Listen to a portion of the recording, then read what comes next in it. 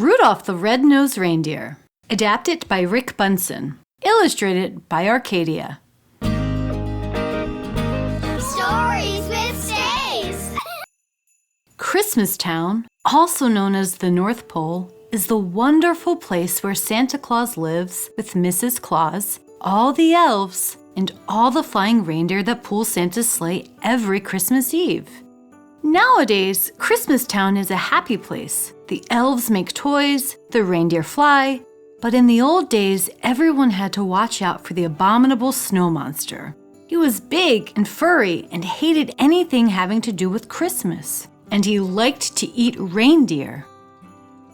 All that started to change when Santa's lead reindeer, Donner, became a papa. "We'll call him Rudolph," said Donner, looking at his new son.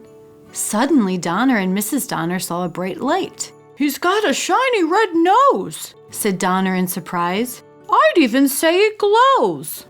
Santa came to see the new arrival, but then he saw Rudolph's nose. "Let's hope this glowing stops if Rudolph wants to make the sleigh team," Santa said.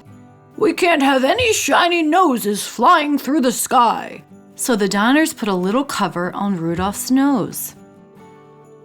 Soon it was time for the new fawns to go to the Reindeer Games. There they would be inspected by Santa, who would choose the best reindeer for his team. At first, Rudolph felt shy, but soon he met a doe named Clarice. "I think you're cute," she told Rudolph. The coach arrived to teach the fawns what they needed to know to be on Santa's team. "First, we'll learn to fly," he told them. "You have to get up enough speed and jump into the wind." Rudolph was so excited about his new friend that he took off with a great whoosh. He soared high over the heads of the reindeer, and Santa too. But as all the young reindeer continued to play, the cover popped off Rudolph's nose. It glowed for all to see. At first, the other deer were frightened, but soon they began to laugh and call poor Rudolph names. "Rudolph the Red-Nosed Reindeer," they jeered, and the coach said, "Go on home. From now on, you can't join in any reindeer games." Only Clarice didn't laugh at Rudolph. Poor Rudolph wandered off alone. Soon he met an elf who was hiding in the woods. "My name is Hermie," said the elf. "I want to be a dentist, but right now, I'm just an elf who doesn't belong." "And I'm a red-nosed reindeer," sighed Rudolph. The pair decided to be friends and to run away together. They hadn't wandered far when they heard the terrible roaring of the abominable snow monster. "It's my nose," said Rudolph. "The monster sees it and is coming after us." Rudolph and Hermie were saved by Yukon Cornelius, the greatest prospector in the north. "Jump onto my sled," said Cornelius, "and we'll run like crazy." But no matter how fast they went, the monster stayed close behind. Finally, they were trapped at the water's edge. Cornelius chopped the ice with his axe, and the friends floated safely away. They floated all night and landed on a strange island, where they were greeted by a puppet that sprang from a box. "I'm the official sentry of the island of Misfit toys," said the puppet. "My name is Charlie, and that's why I'm a misfit toy. No child wants to play with a Charlie in the box." "We want to travel with Santa Claus in his magic sleigh," said a misfit doll. "Otherwise, we'll miss all the fun with the boys and girls when Christmas Day arrives." The friends met an elephant with polka dots, a choo-choo train with square wheels, a water pistol that shot jelly, a bird that swam, a cowboy riding an ostrich, and a boat that couldn't float. "We're misfits too," said Rudolph. "Maybe we could stay here with you."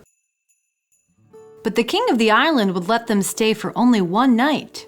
"This island is for toys alone," he said. "A living creature cannot hide here, but you can help us. When you return to Christmas Town, tell Santa about these homeless toys. I'm sure he can find girls and boys who would be happy with them. A toy is never happy till it's loved by a child."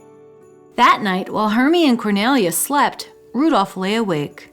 "My nose will only bring my friends more danger," he thought. "I must go off on my own." But as he wandered alone in the snow, Rudolph realized that he couldn't run away from his troubles. Rudolph returned to the mainland and headed for Christmastown. But first he had to pass the cave of the Abominable Snow Monster.